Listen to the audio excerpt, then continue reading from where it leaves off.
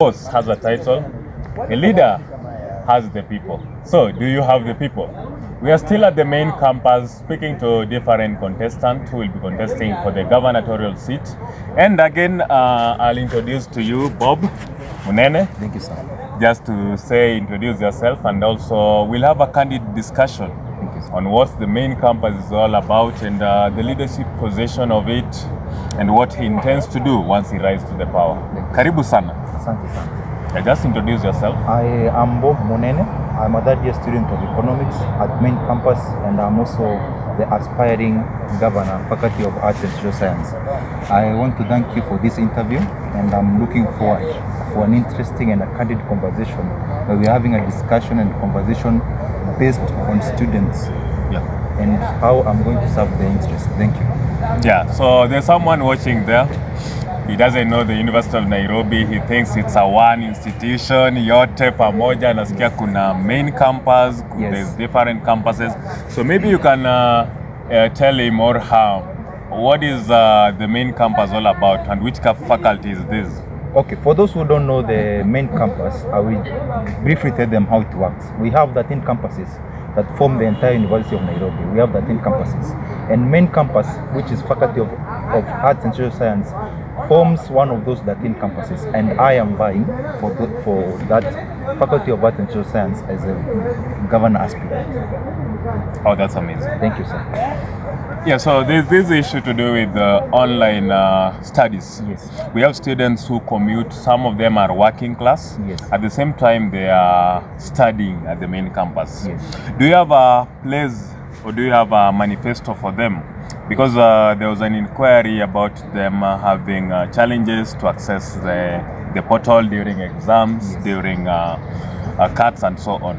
What is the relationship on that aspect? It's a discussion, I would say in my own perspective, it's a discussion that is still ongoing with the administration, and I've also reached out on the same. It's a discussion that we are trying to make sure that we are including everyone, the students and the administration, and we can harness and come up with a point. So I will not write to you, and I will say we are still in those conversations. And we are seeing how we can blend in the physical and the online ones. And with the online ones, we are looking at the challenges that students experience and how we can solve them together as a community. Yeah. We understand that the main campus is one of the big campuses, or let me say it's more favorable, or it's favored, or it's supreme when we link it to other campuses. Do you think that the main campus has advantages? Because there's someone in upper or lower Kabete. He has never stepped into the main campus. He or she comes here due to maybe an event and all that. Do you think your campus is more, it's favored, or let me say it's supreme compared to other campuses, or it's more or less the same? I will not give you a yes or no answer, but I'll give you an example. We have 47 counties in this country. Yes. And Nairobi being the capital city, it does not mean it is favored among other counties. But the main offices of this country are in this great city of Nairobi. The same thing about the same faculty about on the campus. I will not say we are favored, but most of the offices, from the VC to the from the chancellor to the VC, the DVC's office, also the dean's office is located in the main campus. So I will say for now, I will confidently say it's a no answer, because we are just having the main offices, but it does not mean we are favored over the other campuses. Yes. You as an aspirant, there's data you collect from as you do your political strategies.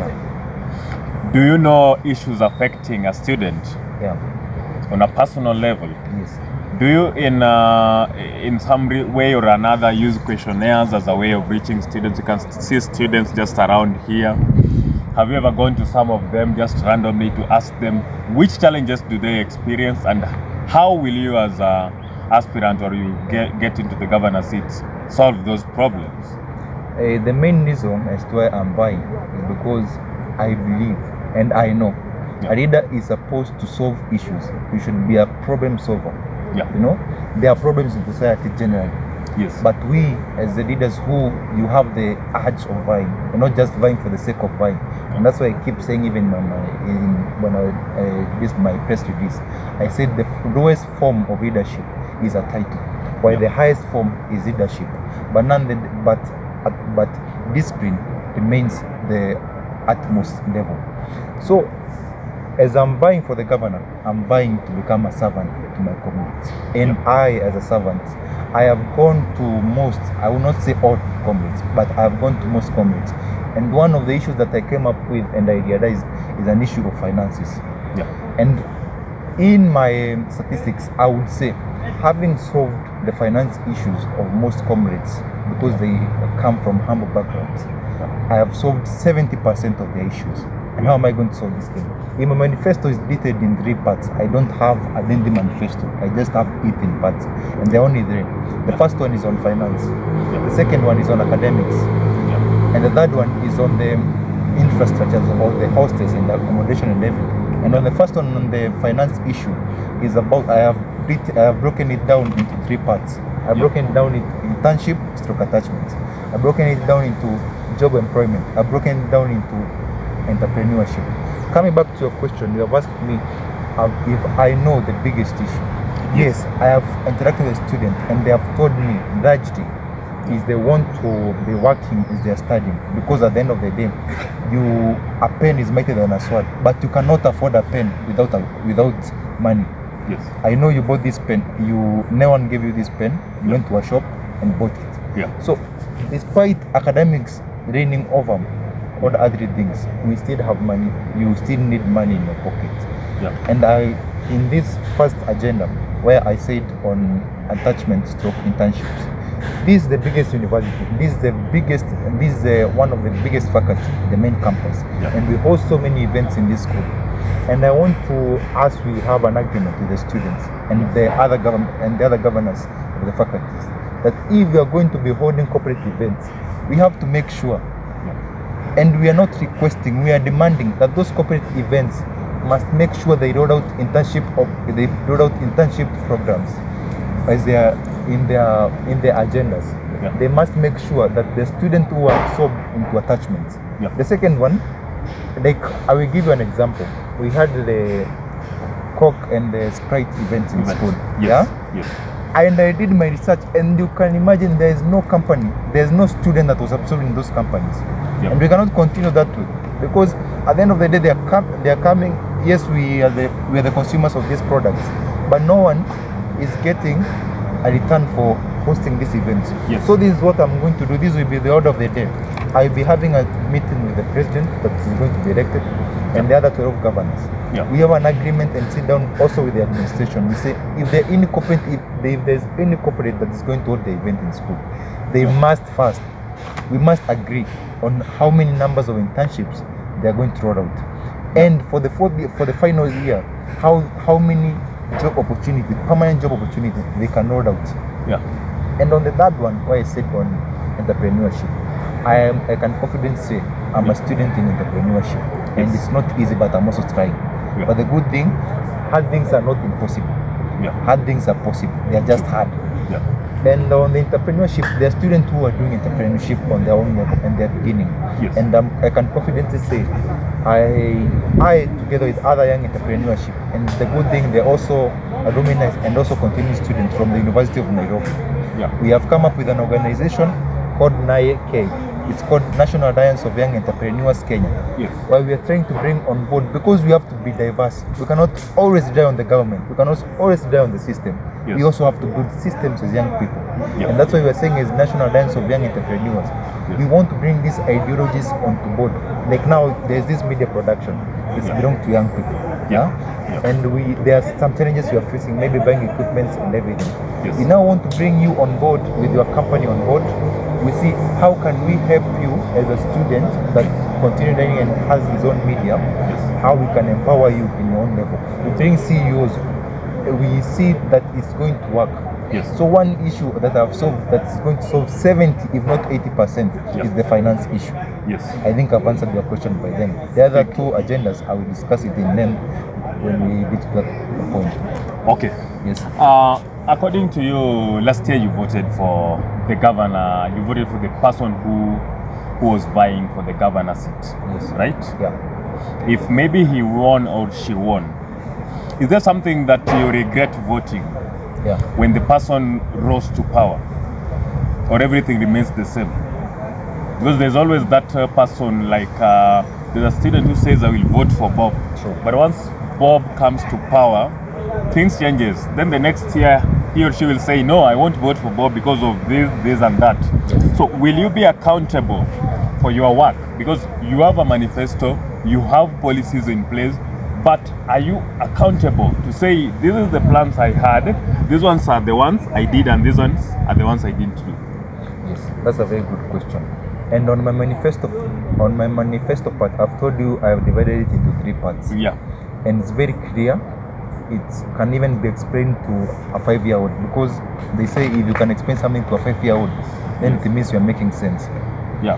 And I'm very objective and very authentic. I don't want to come with a humongous manifesto that cannot be solved. Yes. And I'm telling the comrades, they need to check at the parts of the manifesto that I'll be launching very soon. Yeah. And they're very specific agendas, measurable agendas, and they even have a time limit. If I have not solved, if maybe for the first one I will tell you, I was talking about having the corporate events. The corporate event now, if the timing, it means now when I get into office, I am going to bring corporates into this school. Yeah. And in that period, how many internships or how many jobs would I have brought out? Roll out after Yes. the initiative. Now that's the part they begin Yes. on accounting me for whatever I'm doing in office. The first event that we are having. Yes. If I would, I told you the Nairobi, I'm planning maybe up June there I host an event for young entrepreneurs. Yes. Now they need to hold me accountable. Yes, you have brought the event. How many people have had a positive feedback from this event? That's why I'm saying it's not about voting. Don't just vote. Don't just come out voting to give me a title. I don't want to be called a governor. I want to be a servant. I'm asking to be a servant. Yeah. And I know I already know the way we are going. Yes. The only thing that I need is you backing up, and we work as a community. Yes. Because we need to work as a team. True. Yes, that's what I'm banking on. I'm banking on working as a community, not working as an individual. Yeah. The work is very tiresome, and that's why we've seen in previous government they are failing because they do not do inclusivity. You don't want anyone included in your team. I must also make sure that I'm bringing on board professional bodies. Yes. I have to work with them. I don't have a choice. The previous government have been pushing the professional bodies away, and they have been making the professional bodies look that they are on their own and they are on the opposition. Yes. But I need the professional professional bodies as a governor more than they need me, so that we can make this work. And that's why my slogan is lazima iwak na itawak. Yeah. To add on that, Mr. Bob. Yes. We have clubs and societies inside the University of Nairobi, and more so in the main campus. Yes. We have had leaders who come into power, but they despise these clubs. Yes. But to my understanding, I think if there's a club and you are the governor, you are supposed to include them the way you said, during events, corporate events, and other activities. Yes. Because if you have someone who does, let me say, the debate club, you don't need to go outside to hire someone who can debate. Yes. In your own manifesto, do you have some certain points, aspects, certainly for clubs and societies? Ama zitabaki to, I am the leader, this club maybe, they did not support me, they supported your opponent. True. Are you ready to include them? I will say yes, and this is the plan. It's in my second part of my manifesto. It's the manifesto of academics. Yeah. In these clubs and societies, we must first understand why are they not thriving. It's true. And the number one factor why they are not thriving is because of their finances. Yes. Societies and clubs in this school, the entire University of Nairobi, they rely directly on the dean's office. Yes. But I need us as the governors, the 13 of us, and the president. Yes. We have that dynamic shift. We say now this. We have canteens in schools. Yes. All the schools and in the hostels. Yeah. Why are these canteens being managed by outsiders? And yet we have clubs and societies that depend directly on the dean's office. we now need to diversify this and say this. So that because we need the society and the clubs to be apolitical. They don't need to support a certain aspirants for them to work. Yes. Because I will be leaving office at time like now, next year it will be another candidate vying for office. Yes. And I don't want the society to die because I'm leaving. Yes. I want them to be firm and I want them to be strong and to grow strong even when I've left office. Yes. Or even if someone else is elected. But we need clubs in society. Because I will say this. The first thing I became when I was admitted was a student. Yes. The second thing I became was a member of my society, which is the Economic Student Association. Yeah? Before anything else, even before I joined political leadership, the first thing I became was a student of economics. Yeah. When I was admitted. The second thing, because I remember the society was there, I was registered and paid a fee. Yeah. To be a member of the ECOSA. We call it ECOSA, Economic Student Association. Yeah. And these bodies, because I've also worked in ECOSA, there's been a big issue on funding. Yes. We need to look into it and see why is it not thriving. And one of the issues I've seen is that most politicians, those of us who are vying, we use these professional bodies as a boat and as a tool to go where we are going. Then when immediately we have acquired these seats, we leave them outside the box and they don't look at them. But I want this, even before I'm elected, let's have this conversation that we know a certain canteen, a certain cyber should be done by this professional body. Yes. Now, in this campus, I will say you, we have 3 of them. We have the Economic Student Association. We have UNSA, Nairobi University art students. Yes. We also have for anthropology. There are only 3 of us. Yes. And I was talking with the chairman and I was asking them what's their biggest issue. And they were telling them having students on board is not an issue, but one, they cannot be able to hold the events on their own. Why are they not having events on their own? Poor budgeting. Because they're relying on the dean's office. Yes. But we need to make sure that they're included on the table and they have their own budget. Yes. And they have their own source of income. Yes. They're not directly relying on dean's signatures or anything. Something that sort.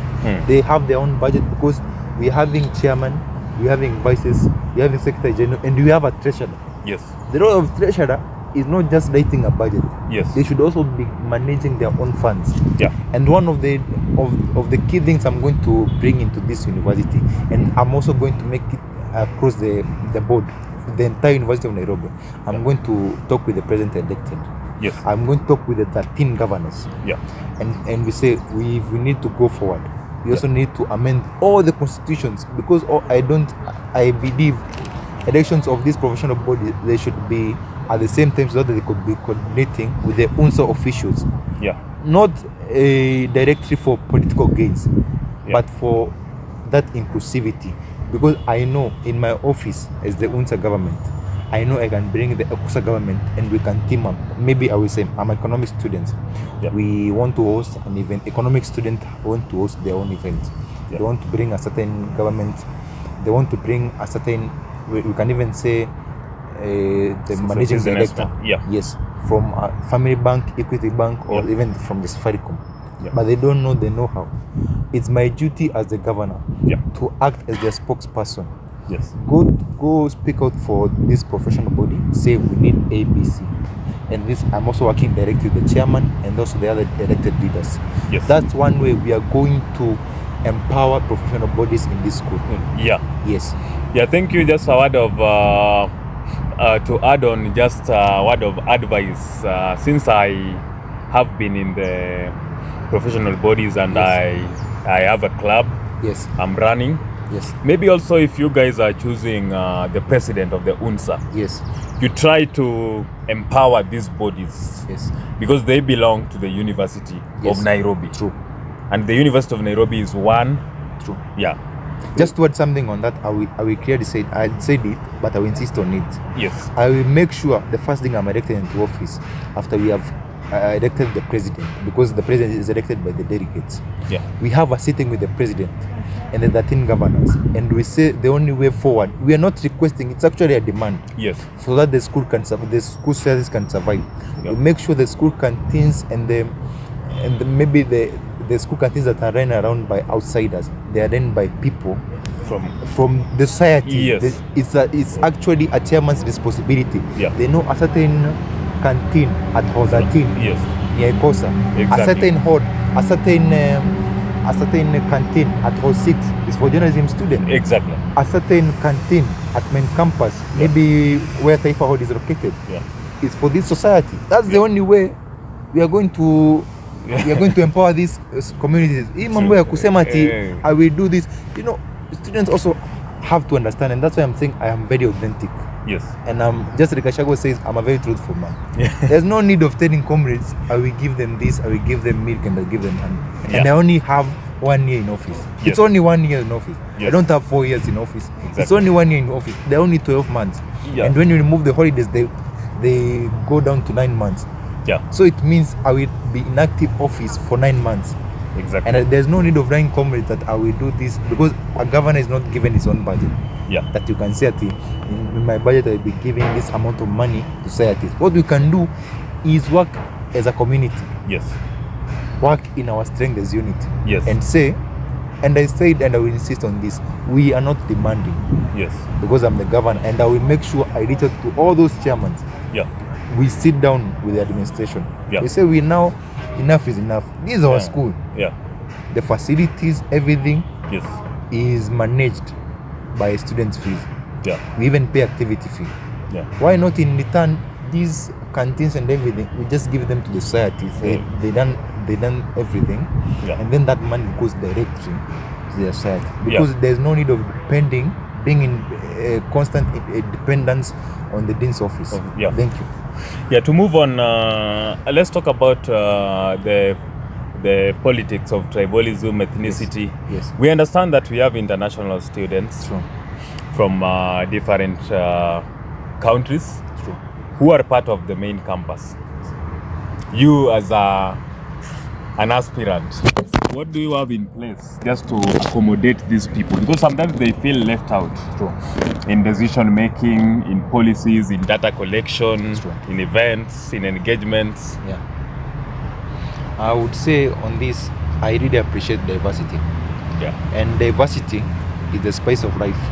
Without the diversity, you wouldn't know 1 + 1 is 2. And you need to walk out there that you can know that how things function and how they work. I would say the international students, because it's a compulsory requirement for, even it's in the UNSA constitution 2017, that if you want to vie, you must have an international representative. I wouldn't say they are left out. I would say it's a leadership issue. Why would I say it's a leadership issue? Most of the students that are elected, they don't know their roles. Because if you have an international representative, it's his or her role to do her role, to follow up on things that are supposed to include the international students. But at the same time, it's the international responsibility to tell the governor or the president, we need this and this events. Because as a governor, I'm in charge of everything. Presiding maybe over everything. And I will be having a lot on my cup. And so I need everyone working as a team, and everyone having and knowing their role. That's the only way we are going to function. From the student, from the society, they know their role. From the student, they know their role. From the lecturer side, they know their role. From the administrative side, they know their role. From the governor's side, I know my role. From my vice side, he or she knows her role. From the SG side, he knows his role. The treasurer, the sports rep, sports representative, international, and the PWD. Because I will tell you truthfully, it's not my duty to go and oversee some duties done by the sports representative. It's my duty to follow up, but it's not my duty to start that conversation. The sports representative needs to tell me this and this is not working. 1, 2, 3 is not working. The Secretary General, who is in charge of minutes, needs to tell me 1 and 2 is not working. And we see how as a team we are going to work on it. Because in governance you need to delegate duties, and you need to have a working team who are responsible for each and every sector. So to move on, we have drugs and substance abuse as one of the challenges affecting students. The femicide issue, depression is killing students, and these issues must be aired, and we need to solve them or look for solutions. So you as an aspirant, do you have those as part of your agendas? And which are the ways that you can ensure that you fight those menace? Thank you for that question. And we say I have the mental health issue is a spiking issue, especially with our generation. Yes. And at one point I have also been almost a victim of it.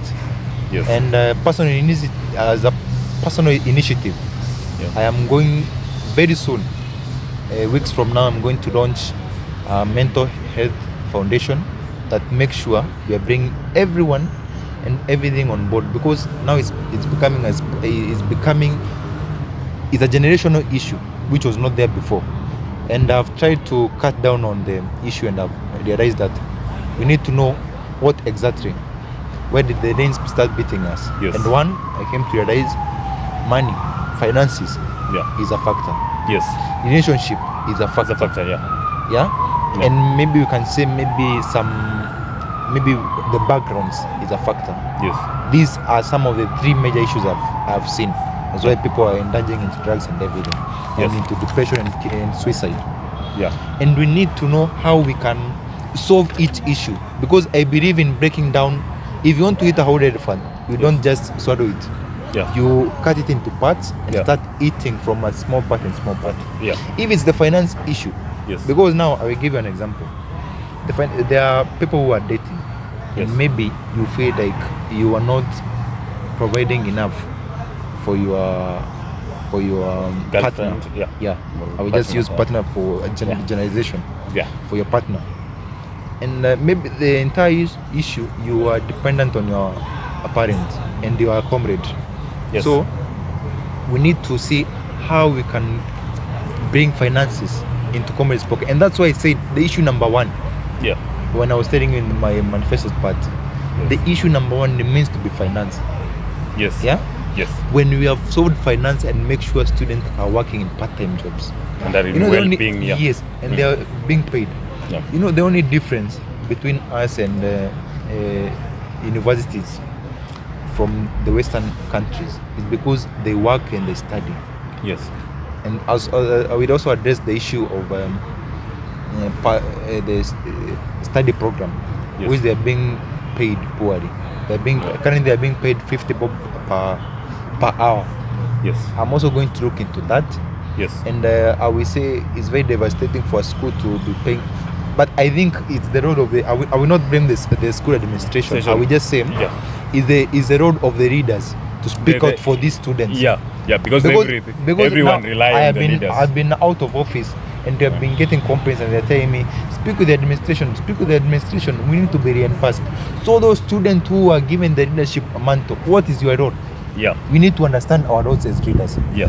And on the mental health issues, I've told you what I'm doing. One, soon I will be rolling out a mental health foundation, and I will be looking for companies so that we can see how we can solve this issue. And it will not only be in the University of Nairobi. I want to be an impact to the society. Yes. So it will be in the University of Nairobi. We're also going to other universities, and we'll be going to communities out there, including high schools. Yes. Because before you join the University of Nairobi, you are part of a school. Yeah. So if we begin at that level, speaking of mental health, or even when you're joining campus, you're already aware and well equipped to survive in this university. Because I will tell you, student, kuna ikitu, it's called kuinama, and it's a serious issue in this university, and people are taking it as a joke, and I don't know why they're taking it as a joke, ama they are not aware of it. Yeah. Na hii kitu, students need to speak up. Students are speaking out, but I think the leadership in place, they're not acting about it. So on Kuinama, students are really going through hard times and hectic times, and especially right now, how our economy is running. Yes. But I don't want to be a nuisance to the government. I want to be a problem solver. Yeah. How can we, in our strengths as students, hold each other into account? Yes. I cannot be able to give out. I will not try to. I cannot give you 1 million. Exactly. But I know if 10,000 students, if 1,000 students come together and offer 1,000 shillings, that's 1 million. Yeah. So what does it mean? There is power in numbers. Exactly. If we have a community, and I've also featured it in my foundation. Yes. We be having a rollout program where we're having a contribution, a daily or even a weekly challenge. Yes. Where if we get maybe 10 million people, if we reach out to 1 million people and tell them to just donate 1 shilling, Yes. that's a million bob. Yeah. If we reach out to 1 million people and tell them to just donate 10 shillings, Yeah. that's 10 million shillings. Yes. Yeah, it is more as an individual, but Yeah. as a group, it's so easy. big and it's going to be impactful. So these 10 million, we can even say, let's identify the students who are needed in these universities. Yeah. So we know in main campus we have this student. Yeah. In Kenyatta University, because I'm not just a leader at University of Nairobi, Yeah. I'm a student leader generally. Yes. And a student is a student, a comrade is a comrade. Yeah. A comrade from KU is also the University of Nairobi, a comrade from UN, and Yes. the comrade from KU, they're the same. Yeah. Yeah, a comrade from KU and a comrade from JQuat, they're all comrades. Yes. Yes. So we need to reach out. We also need to empower student leaders, Yes. so they cannot just be taking the seat for the purpose of just taking the seats. Yes. So we, in our small numbers, let's just come together and see how we will solve this mental health issue. Yeah. Yeah. And just in relation to that, we saw the alumni of University of Nairobi coming up with foundation, Yes. where they contribute and give back, maybe to support the school indirectly or directly. Yes. Just as we end on, describe yourself just in one word. Ambitious. Ambitious. Okay, if you were to choose between power and without money, or you are wealthy and you don't have influence, you don't have power. This side, the left side, we take power, no money. You take part in decision making, you are powerful but you don't have money. The other side, you are rich but you don't have power. Which one will you choose? I would say power without money. Just one why? I would say it's about the impact that The impact. you are reaching to people. Because I describe wealth Yeah. as numbers. I describe wealth as people. Yeah. I would rather be surrounded by 100 people every day. Yes. Because I know I will not sleep hungry. True. But I'm surrounded with 100 people. And I can tell them something in exchange. I can empower them. Yeah. Yeah? Yeah. Because I know I never that having power, it means you can be able to reach to so many people. Yes. And it also means they will also empower you in a way. Yeah. Yeah, so I would choose power without money. And lastly, Yes. is leadership a long-term thing, or it's something you started recently? Leadership is a long-term thing. You've done it. Yes. You've been a leader maybe in your high school. Even from way back, since Sunday school, joining primary, joining high school, Okay. university level. I've also served in professional body, and I thank the Lord for the fire has taken me. Are leaders made or born? I would say they are born and made. Okay, thank you so much. That was Bob Munene, the aspirant for governor seat at main campus, Faculty of Arts and Social Sciences. Till we meet again, bye-bye.